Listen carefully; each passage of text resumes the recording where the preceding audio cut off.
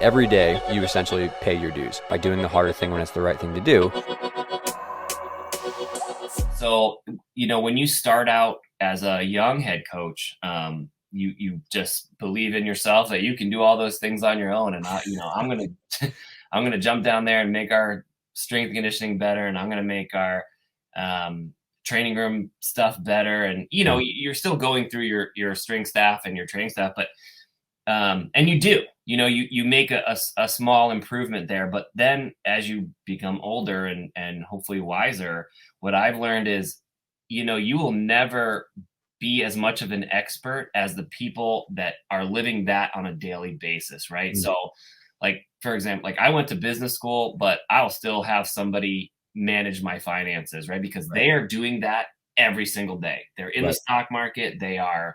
That's what they're trained to do every day. And I have a basis in that and a background in that, but you're never going to be more proficient than the experts who have dedicated their lives to those fields. So my advice there is, you've got to find the right people. You've got to entrust them to implement their programs. But you also have to encourage them to grow. And I think this is one of the things that you had in the questions that you wanted to talk about was learning and growing every year. And if they're learning and growing in their field, if they're learning the newest, latest strength conditioning exercises, the newest treatment methods, then they're going to make your program better. Right. So my job is to support their growth, to encourage them to grow, and to not, have to create an atmosphere where it's okay to try things, right? Like we're going to try some new exercises in the weight room, and, it might make them sore, or it might not work, but we have to be flexible in giving them the latitude to make these improvements, because you never know. Some of these things could pay off in enormous ways. Right. We got to second round NCAAs, and I said, listen, no fear today. We're going to go for all of it. Like if you make a mistake today, make it because you're going for a handstand. And we had in the first rotation, one of our gymnasts cast it over in a handstand. And when she got down, I said, great job. Like, you're not going to advance to the Sweet 16 going short on every handstand. It's not going to happen. So let's go for it. And if you make a mistake, you make a mistake. And it was fine. The rest of the team was on board. But since we'd talked about that all year long, it wasn't anything new to them. It wasn't a change. We made the commitment that we were going to support, love, and encourage one another, whether it was the best meet of the season or if we struggled. So that, like I said, it really frees them up to attack, I think, to be on the offense when you're competing rather than on the defense. Like I don't think gymnastics looks good in a defensive mindset when you're trying not to make mistakes, you're trying not to fall, you're trying not to cast over. That's not what judges want to see. They want to see you going for it. And that's where your scores go from those 9.75s to 9.85s and 9.9s. What we do that maybe is a little different than probably other schools is, right, you have to build your foundation and then you work to full routines. Then once we get to full routines, I reverse it. Okay. So I was noticing that, college gymnasts, they got a lot on their plate, right? So by the time we get to Friday, they've had, they've been up all night studying. Maryland's a high-ranked academic university. They're studying a lot. They're taking exams. We've had 4 practices at this point. We've had 3 weight room sessions. We've had 3 conditioning sessions. To be honest, in the preseason, when we get to Friday, they're kind of toast. Yeah. And so what I do is now, so I reverse it. Okay, Monday, Tuesday, and Thursday are going to be our heavy routine days.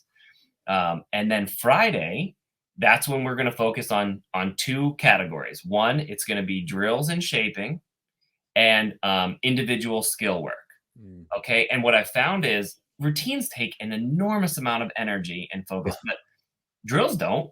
Yeah. And individual skills don't. So we move those to Friday when we can ask a little bit less of them from a energy output standpoint, but maybe a little bit more of them from a detail work standpoint. So Fridays consist of 2 things. Like I said, drills and shaping, and the drills and shaping will come in 3 categories: above bar, below the bar, and then body shaping. So above bar to me is handstand, shoulder, position, and strength reinforcement. So, bounce the handstands on the the balance bar, or above the bar, above your head, light 5-pound stabilization. So we're working on handstand positioning and strengthening.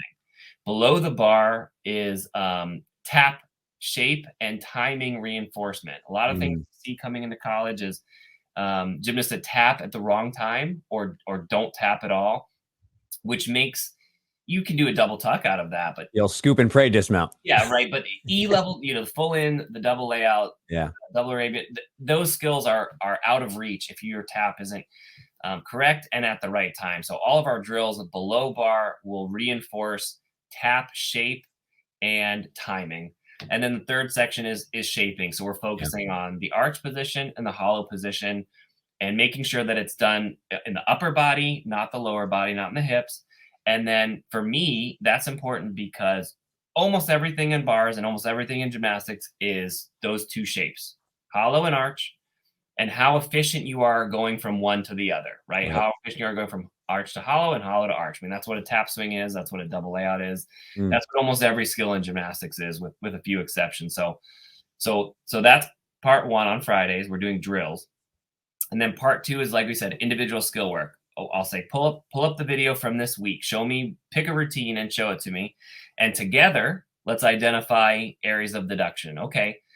Little short on a shoot over. Okay. Today, let's do 8 shoot overs. Or I had a tiny split in the feet on that blind change into the Jaeger. Well, let's do a ton of blind changes, right? We're not doing massive routine work on Fridays. We're really dialing in on that 1 or 2 areas where, this is where the judge is going to get us. So let's lock in and eliminate that as a deduction. And like you said, the communication, that's great. And that's what builds trust, and that's what builds your culture. And then I try to take it even one step further. Involve the student athlete in the plan. Okay. So if they come to you and say, like you said, I was up studying, I'm gassed. I said, well, what do you feel like you could safely do? Like, let's come up with this plan together. And that goes back to the employees being invested in the program, feeling they have some ownership. Then they're willing to say, I feel like I can do this, or, I'll do some extra, drill work today. I feel like I feel safe to do that. And you say, sure, but involving them in the plan and having them feel like they have some ownership on it, on the back end, when they do feel good, man, they'll go above and beyond. They'll push themselves. They'll go try to get that 1% better when they are feeling good. And so it takes longer to develop, but then you really have a really fine, well working culture.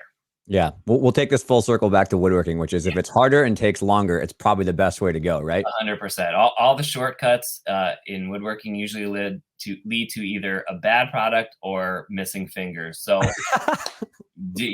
no shortcuts, right? That you get bad work or you get injuries. So, and we can extrapolate that to not great gymnastics or a broken ankle or like 100%. A sore foot. There we go. 100%.